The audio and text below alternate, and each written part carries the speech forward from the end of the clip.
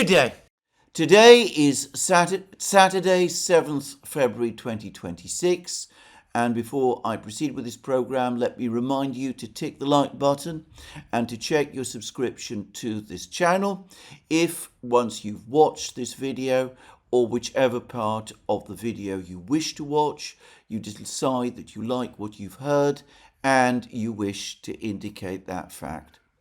Well, today I'm going to start this program by returning to the topic with which I started my program yesterday, which is the attempted assassination in Moscow of Lieutenant General Vladimir Alexeyev, who is the deputy in Russian military intelligence, the organization known in the West, by the way, still in Russia, as the GRU, the deputy to the head of that organization, Admiral Kostyakov, who is Russia's chief negotiator in the various talks which have taken place in Abu Dhabi between Russia, the United States, and Ukraine.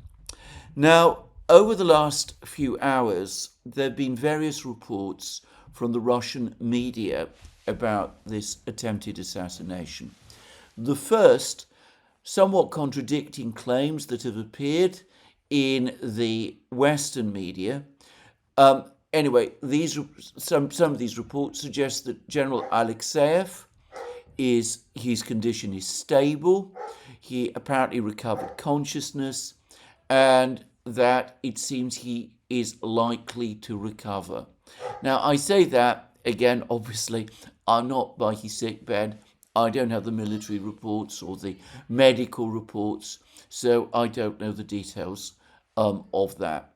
The second is that the gunman who tried to kill him has apparently been captured and has been detained, not, interestingly, on Russian territory, but on the territory of a third country. And the rumours, and they are only rumours, there's been no statement that I'm aware of about this from the Russian authorities, but the rumours are that the gunman was, if he is the gunman, was detained on the territory of an Arab state, with some of the reports claiming that the Arab state in question is the UAE, the United Arab Emirates.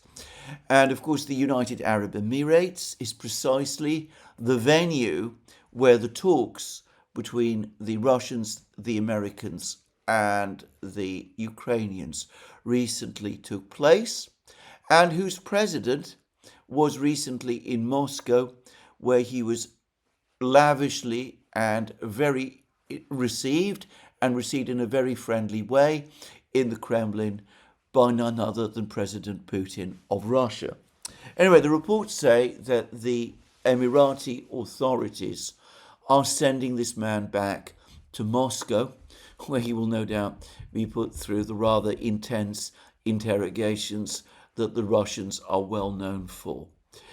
The third piece of news is far and away the most interesting and the most important, and that is that General Alexeyev was not just Admiral Kostyakov's deputy in the GRU, his most senior deputy within the GRU, but apparently or supposedly, and let me stress again, these are only rumours, he was also himself a member of the negotiating team that met with the Americans and the Ukrainians in the UAE, that he was there at both of the meetings, and that he participated and was actively involved, indeed centrally involved, in the work that took place over the course of these meetings. Now, I want to stress there has been no public statement to that effect that I know of by the Russian authorities themselves. I am completely uninformed myself about anything of that kind. And so this is just rumour and speculation, but it is circulating in Moscow. But I have to say that it is also very plausible rumour and speculation. In fact, I would go further. I would say that it is likely to be true. Alexeyev, it seems, was the chief Russian intelligence official conducting dialogue with Budanov over the course of the various meetings that Budanov is now known to have had with senior Russian intelligence officers. He was not the only senior Russian intelligence official to meet Budanov.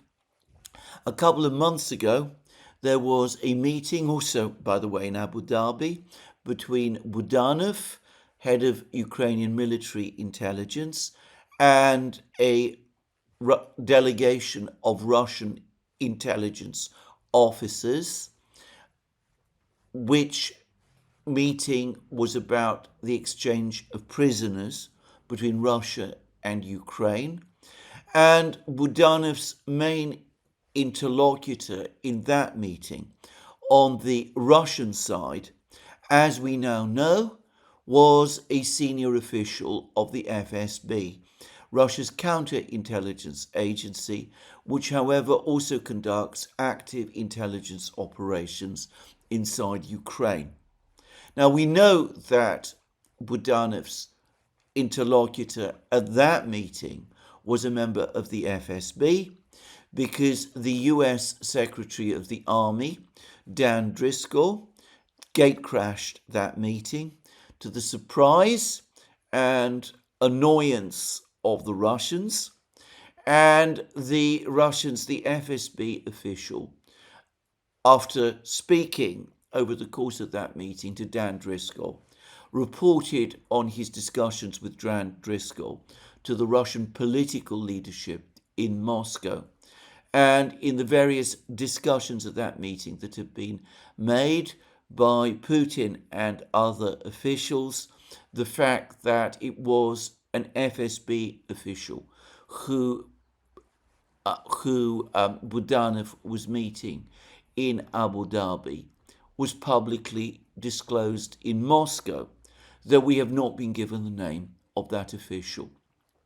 The FSB is a civilian agency.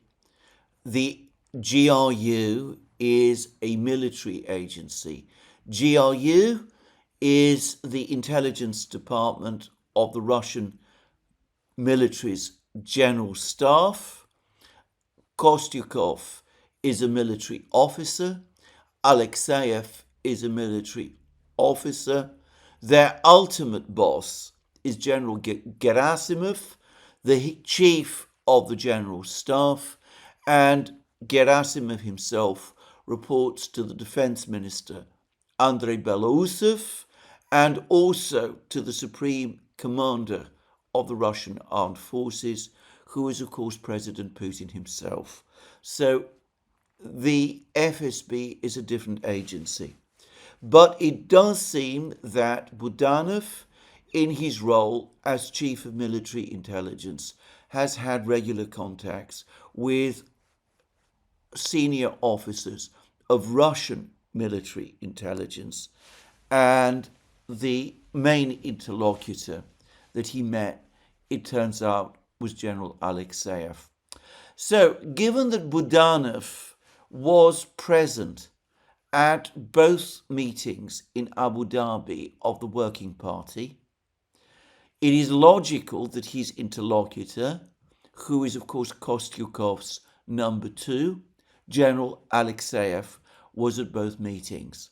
And in fact, it seems that Alexeyev, who has apparently quite a storied reputation in Russia, he is a widely celebrated and admired intelligence officer about whom many stories and complimentary and laudatory stories and articles have been told and written. Anyway, it seems that Alexeyev also was very heavily involved in the various activities that Russian military intelligence was conducting on the territory of Ukraine. And it seems that during the Prigozhin affair, the brief mutiny that took place in June 2023, when Yevgeny Prigozhin, the leader of the Wagner Group, attempted to lead a column of Wagner fighters to Moscow to, as he said, remove Gerasimov and the then Russian Defense Minister Shoigu from their posts. It appears that it was Alexeyev who'd had some role in supervising the Wagner Group and its activities. It was Alexeyev who was the chief negotiator with Prigozhin from the side of the Russian military. So Alexeyev, heavily involved in Ukrainian matters, someone who has had regular exchanges and contacts with Budanov, a very senior official within Russian military intelligence, is entirely plausible as a member of the Russian delegation that negotiated with the Ukrainians in Abu Dhabi, who participated in the Working Party in Abu Dhabi. Now, if this is true, if these rumors that Alexeyev was a member of the Russian delegation, then that means that whoever tried to kill him was not just trying to kill the deputy of Russia's chief negotiator in the Abu Dhabi talks. He was actually trying to kill one of Russia's chief negotiators in the Abu Dhabi talks. Now, over the last few hours, there's been a wave of denials in Ukraine that Ukraine had anything to do with this attack. And there's been a supportive article about this from the Washington Post, a newspaper in the United States which strongly supports Ukraine and which is believed to have well-established contacts with US intelligence, mostly with the CIA, in fact. Anyway, there's been an article in the Washington Post which also casts doubt on Ukraine's role. It suggests that an attempted assassination of someone like Alexeyev at this time, whilst the talks between Russia, the United States and Ukraine were underway, would be an extraordinary thing for Ukraine to do, that it might very well anger and upset Donald Trump and other members of his administration. They supposedly, according to other reports in Reuters, want the war to end by June of this year and are trying to get the Ukrainians to agree to elections, presumably presidential elections, as early as this March. A fantastic and impossible timetable, by the way, but one which presumably conforms with the American political timetable. There are, as everyone knows, midterm elections coming up in the United States in November, so it could be that President Trump wants to get the whole Ukrainian issue off the table before those midterm elections happen. But anyway, put all that aside. The Washington Post says that for Ukraine to try to assassinate a senior official of Russia's negotiating team or somebody who is the deputy of Russia's chief negotiator looks an extraordinary thing for Ukraine to do. And for that reason, at this particular time, when the Ukrainians need to keep on good terms with the Americans, it's very unlikely, all but inconceivable, that the Ukrainians did it. Now, and there's been various other articles and commentaries which have appeared in the Ukrainian media, which speculate that Alexeyev was, the attack on Alexeyev was part of some kind of internecine battle between Russian security and intelligence agencies, and or alternatively that it was the work of some mysterious third party, which supposedly does not want the talks, the negotiations between Russia, Ukraine, and the United States to continue or to succeed. And though I haven't seen all of these articles, and I haven't seen any article that makes a specific allegation from the Ukrainian side, I've read in one or two places that there's even some claims this is on the Ukrainian side of the commentaries that it might have been the British who had some role in this affair. Now, I'm going to say straight away that I don't accept any of these claims. Obviously, the investigation is still underway. If it is true that the gunman has been captured in the UAE and has been taken to Moscow, we will no doubt find out more about him before very long. And it's plausible, it's highly likely that the Russians will give some information about his connections and about who presumably instructed him. But for the record, I've heard all of this many times before. Whenever there have been assassinations of Russian or Russian-connected officials in the past, in Donbass, in Crimea, in Russia itself, extending all the way back to 2014 when the Ukraine crisis really got underway in earnest. Well, ever since then, whenever those sort of events happened, there was a regular pattern. The Ukrainians denied involvement or said or gave the impression that they were not involved. Stories were spread about internecine quarrels between Donbass militia groups or Russian intelligence and security agencies. Here, perhaps I should say, quickly and in passing, that I have never heard of a single instance in recent years, certainly since President Putin took charge of affairs in Russia in the early 2000s. I've never heard of a single instance of members of the Russian intelligence and security agencies seeking to assassinate each other. Maybe things like that have happened and I am not aware of them, but I personally have never heard of such a thing, and I don't believe that such a thing has happened or is even possible, just to say. Anyway, we've had these stories and rumours before. We've had rumours and stories that mysterious and sinister third parties are involved, with the insinuation that they're probably Russian.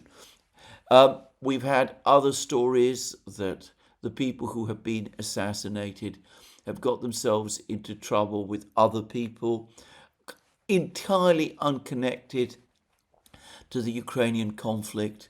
Alexeyev was involved in the Russian intervention in Syria, for example, and there's also been stories that Alexeyev has been involved in various other activities too, and it's been suggested that Alexeyev might have been killed or at least attempted to be killed in connection with something like that. Well, again, I've heard all of those stories too.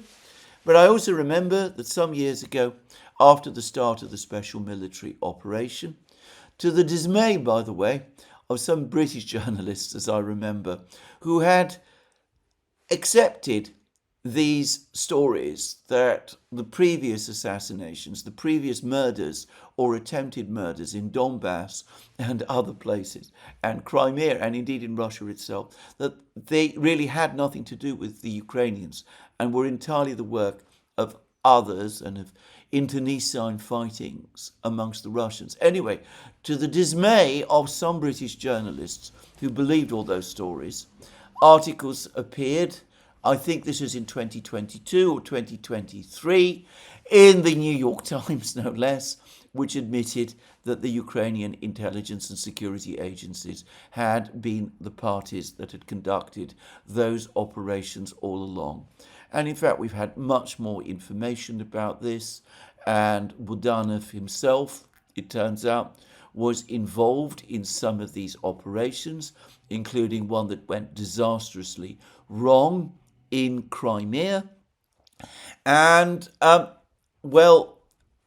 the Ukrainian authorities basically have stopped pretending for some time now that they engage and work in this sort of thing. And Zelensky, for his part, as I discussed in my program yesterday, no longer makes any serious effort to deny that he gives orders that to carry out these kind of activities on Russian territory. So I'm afraid I don't believe these denials.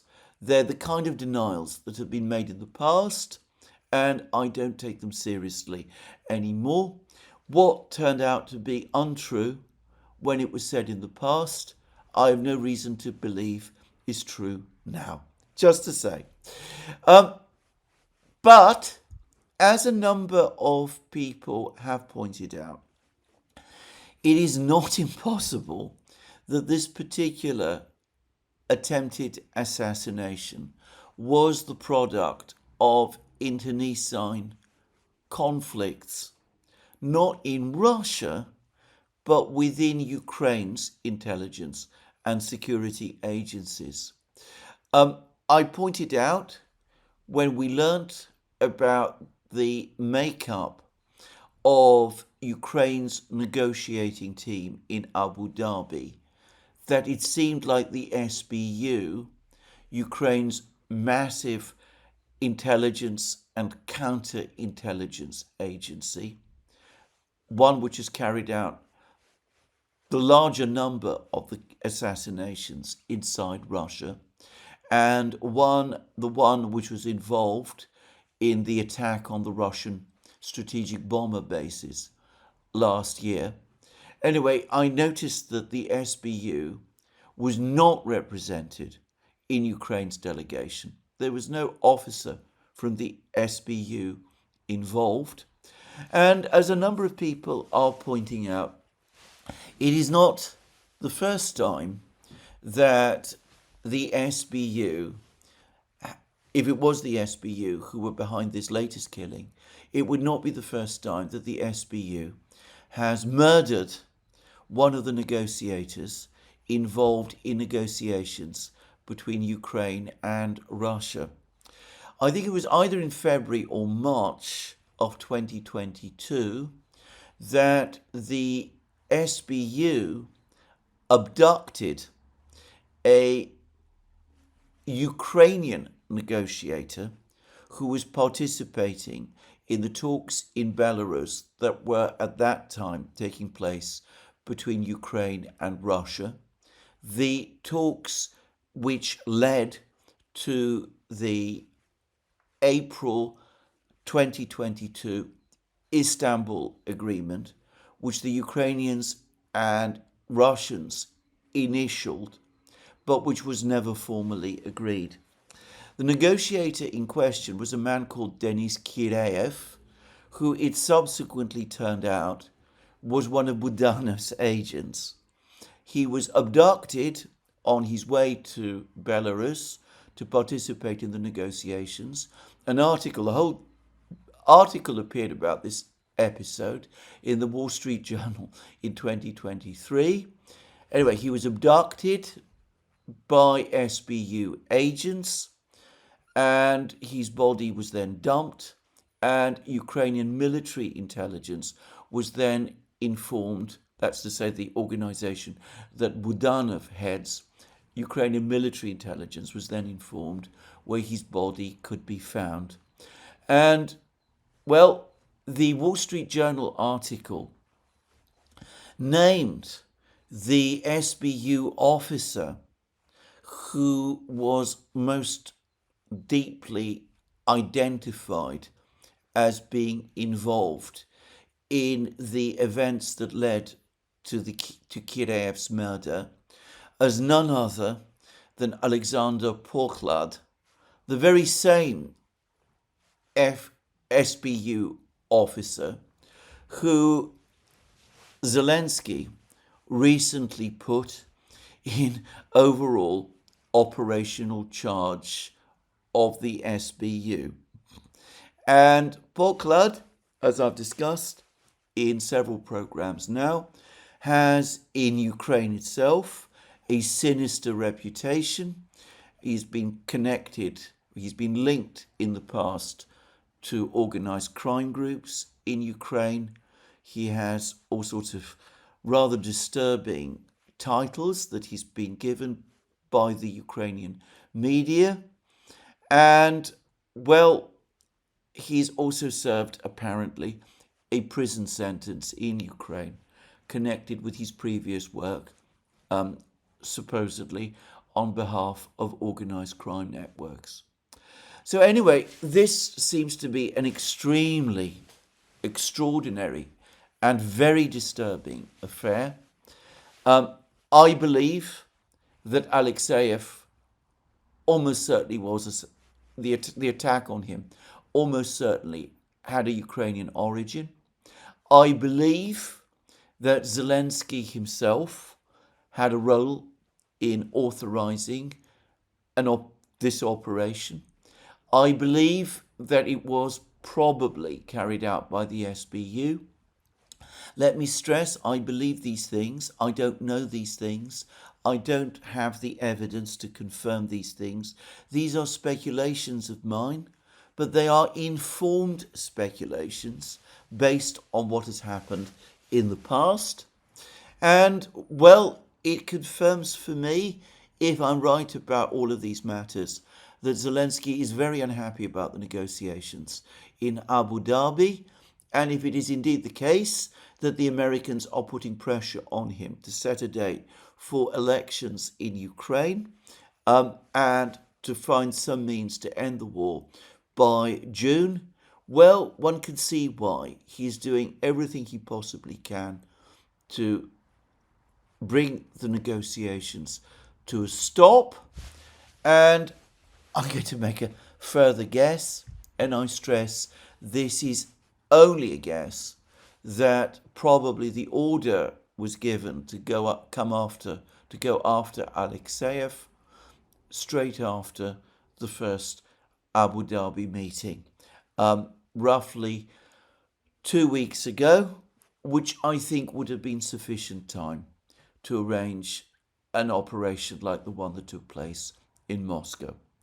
Much speculation, but very disturbing things based on reports and rumors that are circulating in Moscow itself, and, well, also on events in the past.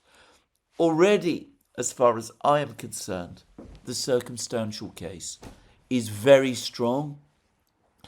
If it had been the other way round, if it had been a Ukrainian negotiator that had been assassinated in Kiev, as I discussed in my program yesterday, I've no doubt that people in the West would have been making connections on far weaker evidence.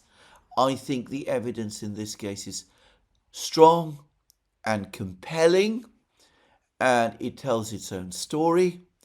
And if I am right, which I am sure I am, then that must cast major doubt about whether these negotiations in Abu Dhabi, wherever they take place, or wherever they take place in future, apparently Zelensky is trying to get them transferred to the territory of the United States, where, by the way, Ukraine is likely to have more friends, just to say, and where it might be easier for the Europeans to join the meeting. Anyway, what all of this shows is that Zelensky himself has no intention of allowing the talks to lead to any kind of peace settlement, and that there are other powerful forces in Ukraine that desire the same thing.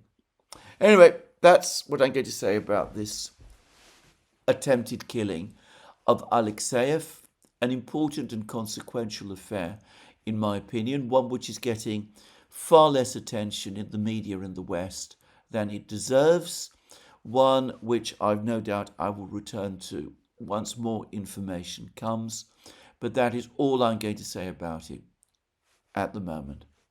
In the meantime, the war goes on, and even as I am making this program, it seems that what may be the single biggest or most powerful combined Russian drone and missile attack on Ukraine is taking place.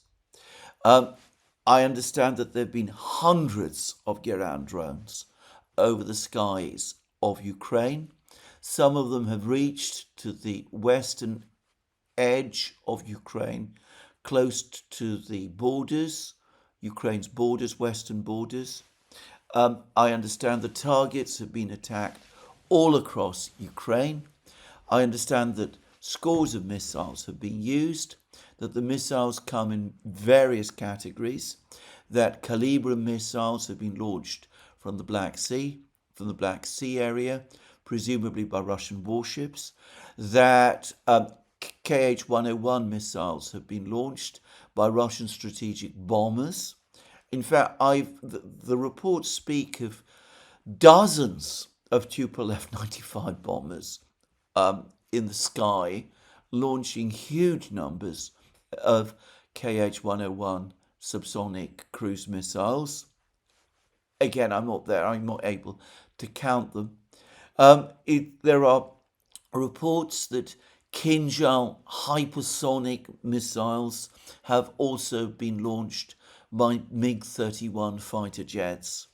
And lastly, there are also reports that more Zircon hypersonic cruise missiles have been launched from the territory of Crimea as well. In other words, an enormous attack, and it is underway. It is still underway, or seems to be still underway, even as I am making this program. And, well, already we are starting to get reports about the scale of the damage done and of the various targets. There are reports that two big electricity substations, one located to the west of Kiev, one located close to Lvov, have both been targets. The substation, the electricity substation to the west of Kiev, that is under attack at the moment, is the same electricity substation that the Russians supposedly sought to attack a couple of days ago. In fact, there's been satellite footage of that substation after the first Russian attack. This is the substation to the west of Kiev. It shows two big impacts on the territory of the substation, but it also shows three other impacts, apparently. I'm not able to make much sense of satellite photos myself. But anyway, the reports say that there are two large impact craters immediately to the west of the substation. And it's been suggested that the Russian missiles that had been launched against this substation missed. There's some speculation, and it can only be speculation, that the attack on the substation was carried out by Tupolev 22 M3 bombers, launching Kh-22 anti-ship cruise missiles. These are gigantic cruise missiles developed by the Soviet Union to attack aircraft carriers. These are the older versions of these this missile, which do not have such a highly developed land attack role and use older technology. And perhaps it's possible that some of these missiles miss their target. And I don't know. It does seem that the more advanced version of this same missile, the KH-32, is more accurate, and it may be that this missile is the missile that is going to be used in future. I'm not going to speculate further about this. But anyway, the point is that this particular substation is being attacked again, and a similar and perhaps even larger substation in western Ukraine, west of Lvov, it apparently is under attack too. And there are reports, and these are very early reports at the moment, and they may turn out to be untrue, that Ukraine's electric power monopoly, Ukrenergo, is saying that the nuclear power stations in Ukraine have in effect been cut off from the energy system, the Ukrainian energy system, and are no longer able to transmit power to that system. The nuclear power stations themselves have not been attacked, but they don't have the ability to provide power to the system anymore. By the way, if that is true, then this would be an enormous crisis for Ukraine. I understand that the nuclear power stations, before the latest Russian offensive against Ukraine's energy system, was supplying more than half of Ukraine's electric power. So if that power cannot be transmitted anymore, then we are in effect looking at a total shutdown of the entire electricity system. Having said that, I want to say again, these are early reports and I don't know whether this is true. But in either case, it does seem that the ability to transfer power from the nuclear power plants through the Ukrainian energy system does heavily depend on the continued operation of these two substations. Now, I'm going to say straight away that if all of this is true, if the substations are as important as is being said, then the Russians most certainly do have the capability to destroy these two substations. They can do so very easily, very straightforwardly for them now, by launching Oreshnik missiles against each of these substations. There's been much debate and speculation about whether the Oreshnik is capable of doing damage to underground structures. For the record, I checked over the last couple of days to see what Putin himself said about the Oreshnik following the attack in November 2024 on the Yuzhmash factory in Dnipro. At that time, Putin certainly was saying that the Oreshnik has the capability to damage structures, underground structures, to cause massive damage to underground structures. It's possible that he didn't realize that the Oreshnik doesn't have the ability to actually penetrate deep beyond the surface. But as I've said in previous programs, and it's something that I have no expertise about, so, I'm not coming down on anybody's side here. I don't know whether this is true or not. But anyway, reports, there's been speculation which reconcile the point about hypersonic warheads being unable to penetrate below the surface, and Putin's claims that the enormous shock to the earth of hypersonic munitions would create underground shocks which could indeed cause major damage to underground structures. But anyway, whatever the speculation about this is, there is no doubt at all that hypersonic missiles and hypersonic warheads can do, from the Oreshnik, can do massive damage to overground structures in the manner of a shotgun pellets.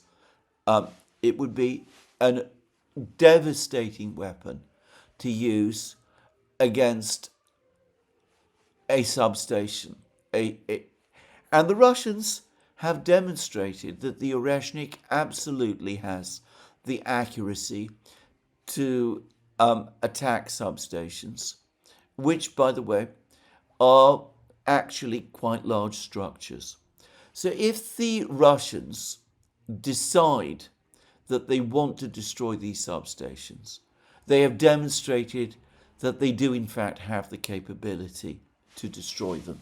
And that's perhaps something that needs to be kept in mind, even as the Russian campaign against Ukraine's energy system intensifies.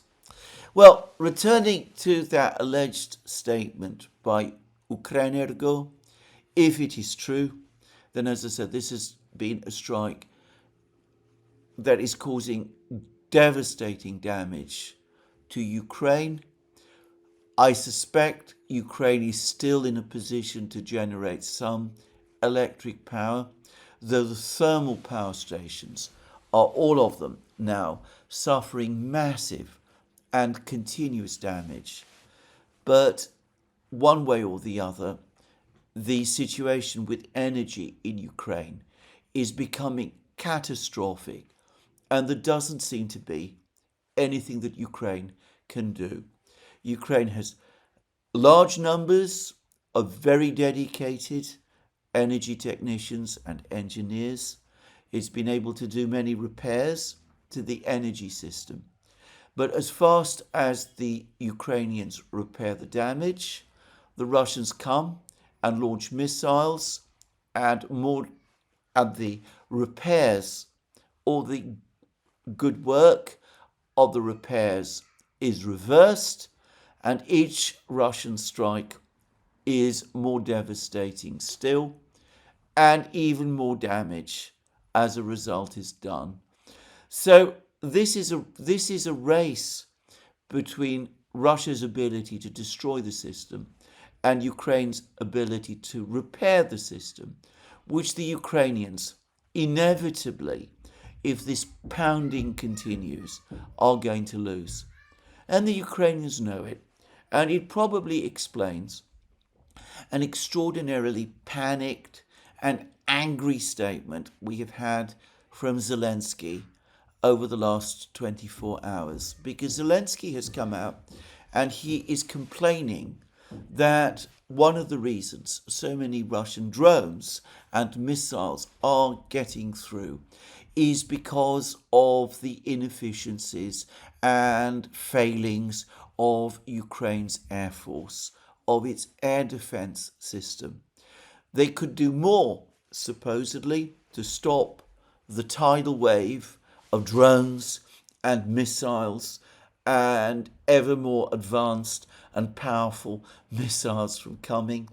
And, well, Zelensky, of course, doesn't tell us what that more is exactly. I would have thought that by now it was obvious to everybody that not much more could be done. But anyway, Zelensky committed, as far as I can see, he still is, to continuing the war, unwilling to make any concessions, unwilling to withdraw from a millimetre of territory anywhere on the contact lines. Anyway, he, I suppose, has little option but to start blaming others. He blamed the Europeans at Davos. He gave his extraordinary speech, his speech of betrayal, telling everybody how the Europeans have failed Ukraine and are weak relative to the Americans and the Russians. And of course, he's now blaming his own air force as well, because he can't achieve the impossible results he demands of it. I would say, anyway, that with the United States now locked in a confrontation in the Middle East with Iran, whatever spare air defense systems the United States has have to be committed at the moment to the Middle East. There are always claims, that the United States has increased production of air defense missiles. But as we've seen, Russian production of ballistic and air-launched missiles and hypersonic missiles has grown much faster. And some of these systems, the Oreshnik, the Americans cannot intercept at all. American systems cannot intercept at all. And other systems, like the Kinzhal and the Zircon, can apparently only be intercepted in very limited circumstances. And other systems, like the Geran drones, well, the sophisticated missiles that Zelensky endlessly demands from the Americans, the Patriots and all of those others, well, you wouldn't want to use those incredibly expensive missiles, already in relatively short supply, to attack drones like that. So anyway, one way or the other, I don't know what it is exactly that Zelensky thinks his air defense people can do. They, for the record, are admitting that because of gaps in air defense coverage, they are not able to shoot down every Russian missile. Some of them inevitably have to get through, even if, in theory, the Ukrainians might have abilities or capabilities to shoot them down. So the situation in the war in the skies for Ukraine, in the energy system, goes from the catastrophic to the cataclysmic. It's strange how the full implications of this are not admitted in the West. In Britain, for example, I continue to read articles about resilient Ukrainian civilians finding means to keep the lights going, the candles going, and whatever, even in the midst of this disaster, and of how their determination to keep the war going is undiminished. By the way, I absolutely don't believe this, the last point. And I would say that the regional governor of Ukraine's Nikolaev region, Governor Kim, has again come out and said that more and more people in Ukraine agree with him that some kind of end to the conflict is essential, even if that means making fundamental concessions on territory and on other issues, and that the only reason many of them are not prepared to speak out on this question, Ukrainians are not prepared to speak out on this question, is that some of them are afraid or embarrassed to do so. Well, we'll put that aside.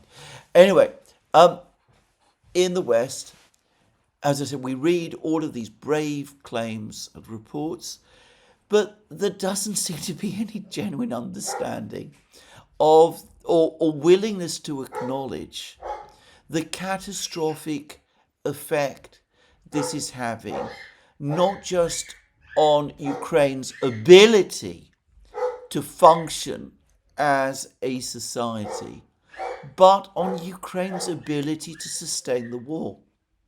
Now, on this topic, over the last couple of days, ever since Elon Musk and SpaceX and Starlink, or whichever, maybe Starlink is separate from SpaceX.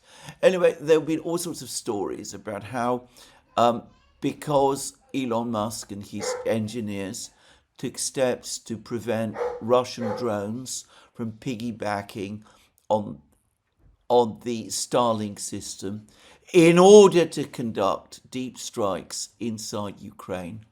Anyway, there's been all kinds of stories about how the various steps that Musk's engineers have taken, disconnecting illicit terminals from the Starlink system, how this has supposedly created crisis on the part of the Russians and has stopped the Russians from conducting further offensive operations in Ukraine. And again, I'm very surprised how these stories, which to be clear, originate with the Kiev report, an article that appeared in the Kiev Independent. I'm very surprised how these stories have gained so much traction, because there is no truth to them. In fact, over the last few hours, the Russian offensive has renewed and gained further momentum, and this is now widely accepted. Every so often, we get these strange stories appearing in the Ukrainian media.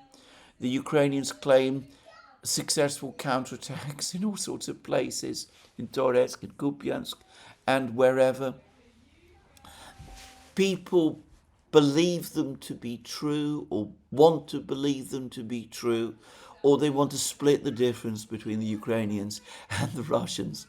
And as I said, these stories then gain some traction and circulate in the West, and they are then accepted in the West, or by various commentators, some even within Russia itself, as indicating that the war is at some sort of standstill. Well, as it is, this Starlink story, I suspect, is about to implode, because over the last couple of hours, we've had more reports of further Russian advances. The most significant Russian advances, at least the ones that I would judge significant, have happened in the eastern end of Zaporozhia region, where the Russian army is pushing westwards towards Orekhov and ultimately the city of Zaporozhia itself. And, well, it's not entirely easy for me to get a full picture, but it seems like the small town of Zalizhnitsky is about to be captured by the Russian army. And following the fall of Ternovata, the Ukrainian defense line in this area appears to be in a state of collapse. And I'm going to suggest that, again, we're going to see in this area, as that defense line collapses, the last defense line that the Ukrainians have east of Orekhov, we're going to start to see again an acceleration of the Russian movement towards Orekhov.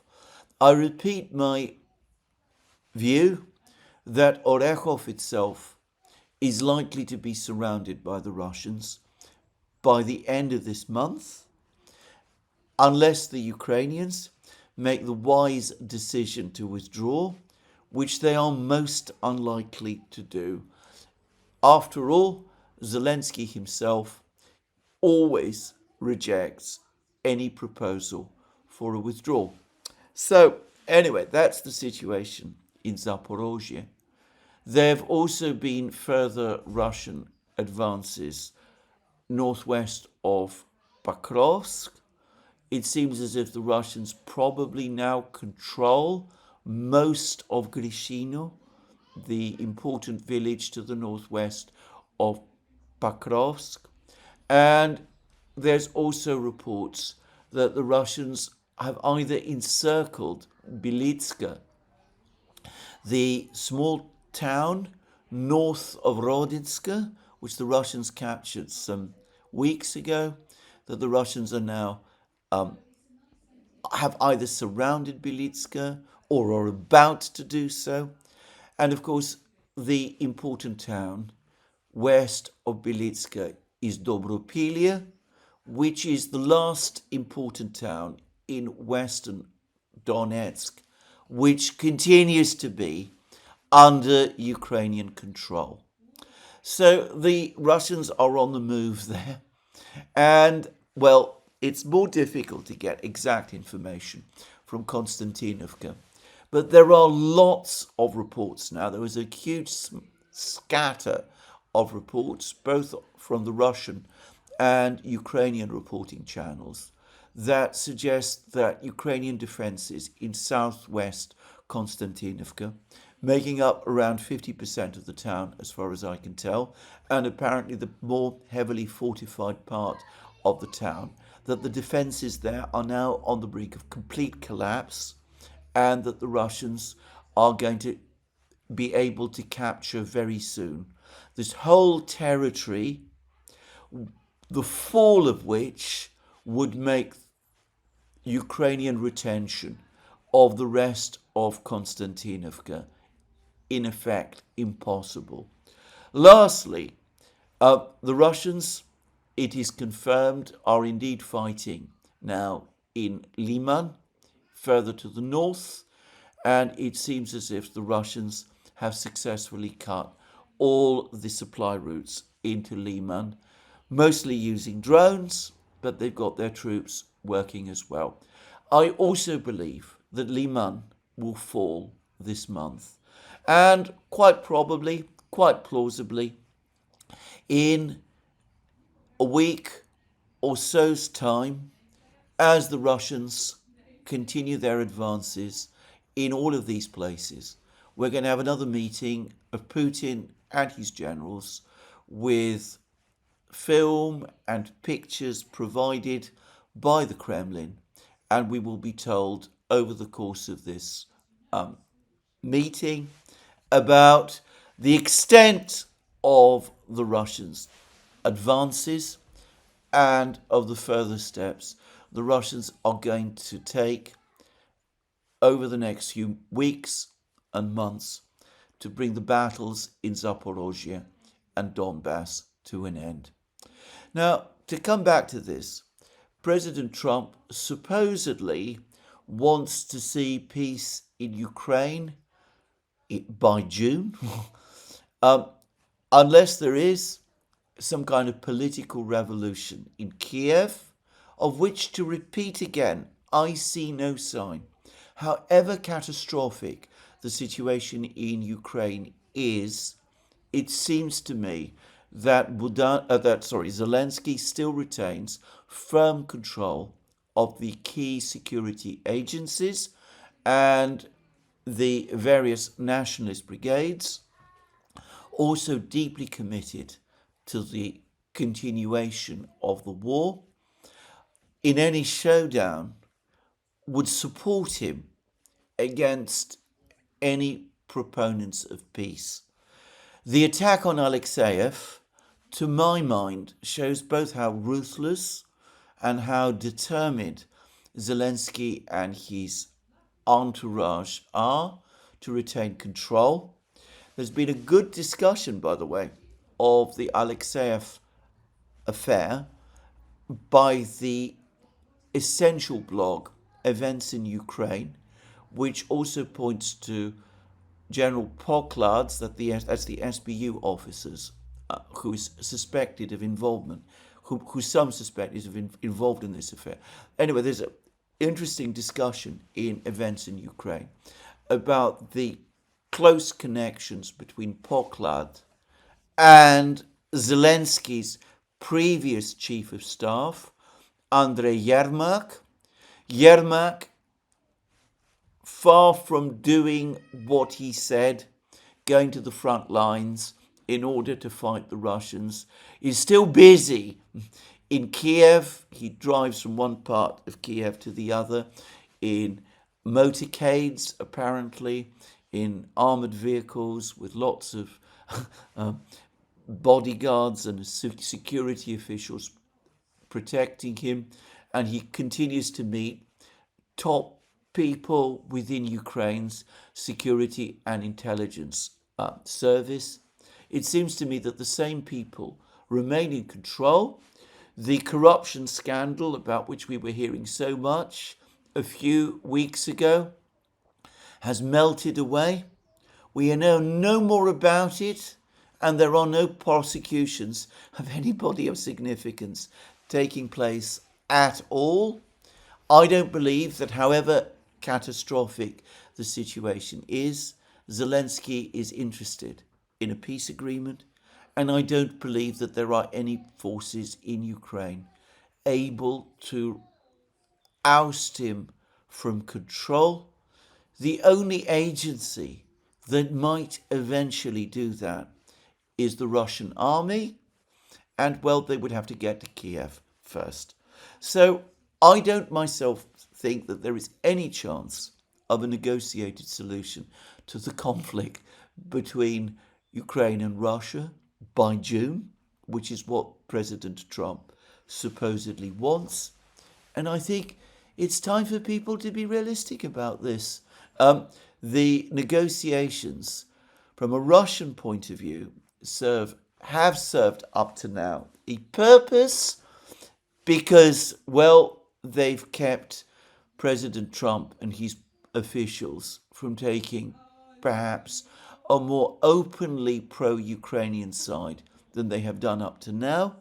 And they might also have been necessary to keep some of Russia's friends, China, India, Brazil, happy. But my own guess is that fairly soon the United States is going to be will start to turn inwards. They will be mostly focused on their own internal problems as the midterms loom over the horizon, and perhaps some of these pressures to continue the discussions in Abu Dhabi will ease. There must be strong opposition in Moscow and great anger in Moscow that these negotiations are going on at all, especially after the Alexeyev affair. And to say it simply, I think that by midsummer, talk of negotiations is going to start to dim. There are claims, there was a long article somewhere in the US media, I think it might have been Politico, though I might be wrong, about how the Europeans, it was in Foreign Policy, about how the Europeans are preparing to reopen their dialogue with the Russians. About that, I have to say, I remain as cynical as ever. There are some motions to do so, but as far as I can see, these lack all conviction. And even as I make this program, the European Union is prepared to unveil its latest sanctions package against the Russians, which is likely to involve further attempts to put pressure on the so-called shadow fleet and on Russia's export revenues from sales of gas and oil and that kind of thing. Speaking of pressure of that kind, I noticed that in Britain, the media still tries to link the Epstein-Mandelson scandal to Russia. There was another article yesterday in the London Times speculating and debating the possibility that Epstein might indeed have been a Russian agent, though it doesn't actually make that claim. It doesn't come to the conclusion that he was. It leaves open the possibility that he might have been. There is an article in the Daily Telegraph today which also discusses Epstein and his various activities, and says that there are some reasons to think that Epstein might not have been a Russian spy.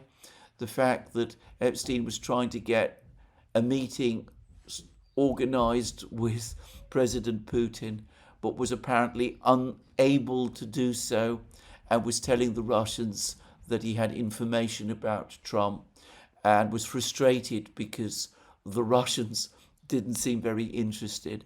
Anyway, the Daily Telegraph admits that these stories somewhat contradict the theory that Epstein could have possibly been a Russian agent. But again, it doesn't say that the evidence clearly proves that he was not. This story, by the way, which I've not given much time debunking, is utterly absurd. The only comment about it in the Russian media that I've read, I mean, there have obviously been the denials one would expect from Peskov and other Russian officials. But the only comment I've read about it, the only real discussion I've read about it in the Russian media, is one that appeared in Radovka, the Russian newspaper based in Smolensk. It made the point that the idea that a Russian agent doing the sort of things that Epstein was doing, operating from the biggest mansion in New York, in the center of New York City, and continuing to do that for years in full public view, the idea that that was possible, that the US's extensive counterintelligence agencies would not have noticed that the Russians were operating this kind of operation right from the center of New York, from Manhattan itself, from the biggest mansion in Manhattan. Well, the whole idea, the whole premise behind this is absurd. And I have to say, I completely agree. And that is all that I'm going to say about this ridiculous theory. For the record, in Britain at least, it is not being taken seriously by the vast majority of the British public. Whenever it is floated in any part of the British media, the comments about it on the threads or from viewers, if it's on television, are just scathing and derisory. But anyway, one thing I have noticed is that even as the British government, or at least some people in Britain, still try to link Epstein with Russia, the British government, immersed in an Epstein-connected crisis of its own, is now talking again about seizing tankers supposedly belonging to Russia's shadow fleet. There's been apparently some kind of briefing of British MPs by the Royal Marines Regiment about preparations to seize one particular ship, and we are being told that there are worries and concerns that this might lead to some sort of great confrontation with the Russians. There's no word, by the way, whether this particular ship operates under the Russian flag or whether the Russian Navy is taking any steps to protect it. To me, this again looks like an attempt to draw attention away from the ongoing scandal in Britain that is engulfing the British Prime Minister, Keir Starmer, and his government, the one that is connected to Peter Mandelson, by bringing us back to that much more comfortable story, which is Russian malpractice and the various things that the Russians supposedly, the bad things that the Russians supposedly do, and the threat that they represent to Britain in consequence.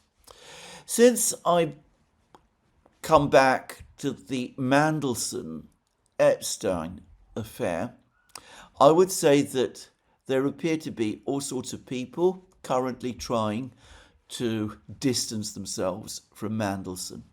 The most grotesque, as far as I'm concerned, is the former Prime Minister Gordon Brown, who has been writing articles, mostly in The Guardian, saying how deeply betrayed he feels by Peter Mandelson's activities. After all, it was Gordon Brown, as Prime Minister, who brought Mandelson back into the British government, made him Deputy Prime Minister, even after Mandelson had twice been forced to resign from cabinet positions as a result of various scandals. But Gordon Brown says that he had no reason to think, when he appointed Mandelson, that Mandelson was not a trusted, an honourable person, a loyal person who Gordon Brown could rely upon and could work with, and how betrayed and angry Gordon Brown now feels that Mandelson supposedly betrayed his trust. Now, I should say that I have in the past been more sympathetic towards Gordon Brown than some other people in Britain have been. But I find this whole claim, this set of claims, to be ridiculous. Gordon Brown and Peter Mandelson have known each other since the 1980s. They worked together very closely. They used to be very, very close friends. Gordon Brown himself was at one point the object of Mandelson's intrigues when Mandelson moved closer to Gordon Brown's perennial rival, Tony Blair. It's widely known that Brown and Mandelson came to dislike each other intently. The idea that Gordon Brown, of all people, didn't understand the kind of person Peter Mandelson was seems to me ridiculous. The reason why Gordon Brown made Mandelson Deputy Prime Minister was because he wanted someone with Mandelson's particular personality and abilities in the government, because that was how Gordon Brown thought he would save his government. Just to say. Anyway, put all that aside, I noticed that one person who has been historically very close to Mandelson, in fact, who is more closely connected in the public mind to Peter Mandelson than anyone else in British politics. Anyway, I noticed that this person maintains a deafening silence on the whole Epstein-Mandelson affair. That person is, of course, Tony Blair, who was the person who first gave Mandelson a senior political job, a government position, made him a cabinet minister, who's been a loyal friend and ally of Peter Mandelson throughout the last few decades, and who's been particularly close to Mandelson in all that time. I have not seen a single comment about Mandelson from Blair ever since the revelations about Mandelson's activities became a massive public scandal a few days ago. Blair maintains a deafening silence about it. And I've noticed something else, which is equally interesting. Sometimes silence tells you more than any ocean of words. And I noticed that no one in the British media is commenting on Blair's silence about Mandelson. If there's been any article anywhere in the British media noticing and asking why Blair says nothing about it, I haven't seen it. And again, just to say, if Blair himself has made any comment, I haven't seen it either and I've done some fairly extensive searches, though of course it's always possible that I've overlooked something. Now, as to Blair and Epstein, I would just say that as far as I know, and the only information I am aware of, is that they did meet once in Downing Street whilst Blair was himself Prime Minister. The meeting, however, was relatively short and it doesn't seem to have led to anything. So Blair, as far as Epstein himself and the connections with Epstein, it seems that they were not intimately involved with each other. I think, in fairness, I should say that Blair and Mandelson obviously were very closely connected to each other, and Mandelson and Epstein, as we now know, were very closely connected to each other as well. As for Starmer's position, there is universal agreement in Britain that the only question is whether he will fall over the next couple of days or whether he will cling on for a little longer. Nobody any longer seriously doubts that he will go. The only thing that is preventing him falling, in my opinion, is that the only person who seems to me to be in any position to take over as leader of the Labour Party and perhaps Prime Minister at this time, Angela Rayner, Starmer's former deputy, who, by the way, doesn't like Starmer, anyway, for her own tactical reasons, is holding back. I personally remain of the view that there is a high possibility, a strong likelihood, that at some point over the next few hours or days, Rayner will move, and at that point, Starmer will be gone. Anyway, I will return to this topic, no doubt later, once we have more news.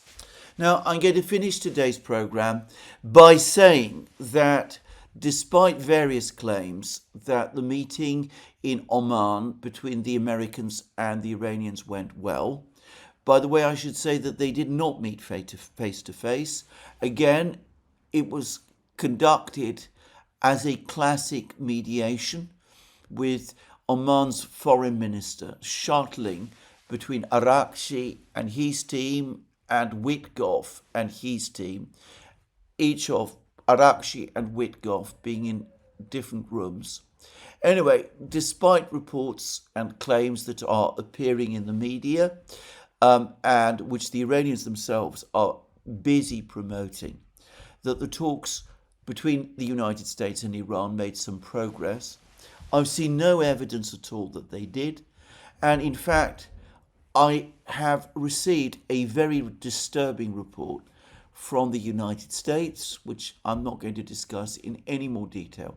But anyway, it said that there is now a very high probability, it put it at the level of a probability, that there will be an attack on Iran by the United States this weekend. Well, obviously, I hope that report is wrong, but frankly, I don't doubt that at some point over the next weeks, days, hours, or days, or weeks, or months, an attack will come. Perhaps not immediately, perhaps not even proximately, but at some point.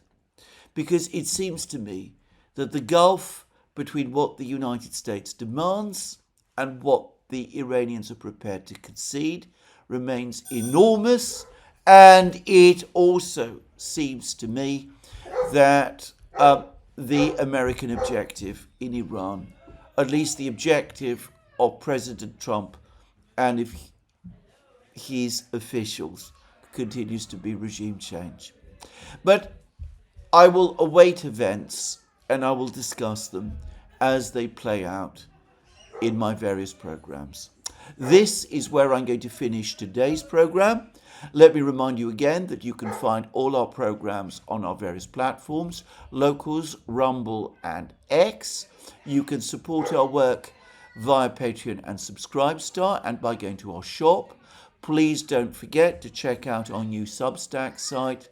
Last but not least, please remember, if you've liked this video, to tick the like button and to check your subscription to this channel. That's me for today. More from me soon. Have a very good day.